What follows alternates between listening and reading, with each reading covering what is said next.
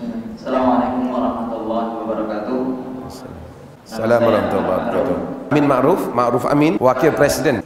Masih ada satu bautnya dengan Mas Fahmi tentang bagaimana cara mendatangkan Allah di hati kita. Itu bagaimana menyatakan Allah ke hati kita. Ya. Terus qadarullah di kuliah anak itu ada jurusan tasawuf. Nah itu dosen anak itu bilang menerangkan bahwa jika kamu ingin mendatangkan Allah ke hati kita, itu ada makomat-makomatnya atau ada tahapan-tahapannya untuk mencapai tingkat makrifat. Terus dosen anak itu bilang bahwa ada seorang tokoh itu katanya dia itu bisa melihat Allah dengan mata batin. Dan anak bingung. Sedangkan dulu sahabat yang agamanya sama Rasul itu pun belum pernah melihat Allah itu. Nah, yang saya tanyakan menurut Ustaz gimana tentang tasawuf? Ya. Terima kasih. Perkataan tasawuf ataupun sufi ada kontroversi di kalangan para sarjana. Ada di kalangan mereka yang menerima perkataan itu, ada di kalangan mereka yang mengelakkan daripada menggunakan perkataan itu. Mereka menyatakan perkataan yang lebih cocok ialah sawaha fa alhamaha fujuraha wa taqwaha qad aflaha man ka tazkiyatun nafs, yakni membersihkan jiwa. Tapi oleh kerana istilah tasawuf itu yang diambil daripada sufi telah digunakan dalam dunia Islam. Kalau tanya saya, tidaklah begitu bermasalah kerana para ulama menyebut tidak ada perbalahan di dalam istilah. Yang penting apa maksudnya, definisinya itu apa. Jadi jikalau tasawuf itu sama dengan tazkiyatun nafs, bersihkan diri, mengikhlaskan, khusyuk di dalam ibadah, seperti yang dilakukan oleh tokoh-tokoh tasawuf seperti Al-Junaid, seperti yang disandarkan banyak tokoh-tokoh tasawuf, hatta seperti Abdul Qadir Al-Jilani dan seumpamanya, tidak menjadi masalah kalaulah itu maksudnya. Yang penting manusia itu membersihkan dirinya, mengikhlaskan. Dia mau namakan ilmu itu tasawuf, mau menamakan ilmu itu tazkiyatun nafs, tidak ada masalah. Yang menjadi masalah apabila tasawuf itu telah dijadikan satu ilmu yang bukan ilmu di dalam erti kata yang dimaksudkan tazkiyatun nafs, tapi menjadi ilmu falsafah. Dia panggil tasawuf falsafi. Maksudnya itu semua filosofinya. Lalu dia bukan lagi bertujuan untuk membersihkan diri, tapi bertujuan untuk membahaskan tentang ittihad, tentang wahdatul wujud, tentang perkara-perkara yang begitu rumit yang menjadikan bukan orang dekat dengan Allah jadi pusing-pusing gitu. Begitu.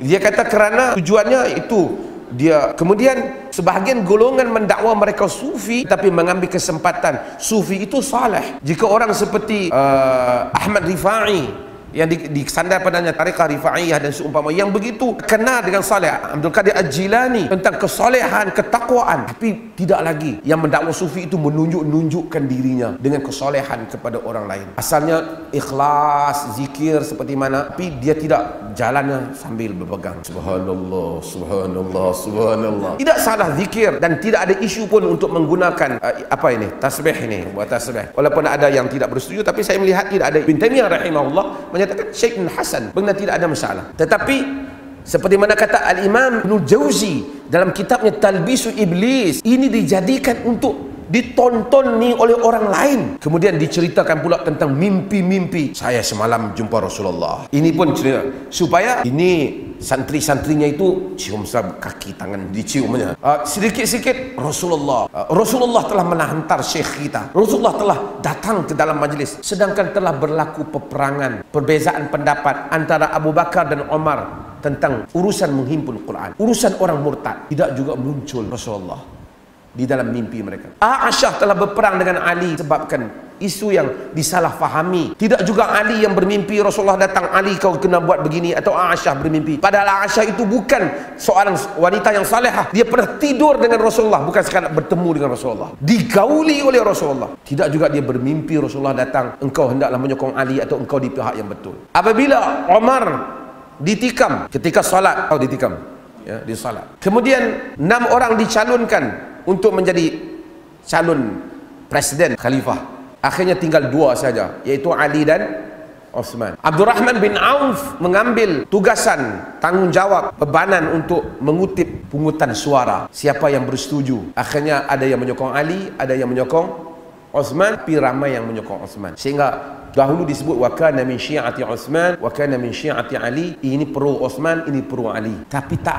ada juga Osman ataupun Ali, sahabat yang ribu-ribu itu, saya bermimpi malam tadi Rasulullah datang, katanya pilihlah Osman. Semuanya melalui undian pemilu itu. Tiba-tiba guru-guru tarekat di Malaysia, bukan di Indonesia nggak ada, di Zimbabwe ada, mengaku Rasulullah datang, sering datang saja ke pesantrennya. Ini belum, sudah tidak menjadi tazkiyatun nafs, tapi menjadi riya, sum'ah, untuk menonjol-nonjol kepada orang lain. Ini tidak baik.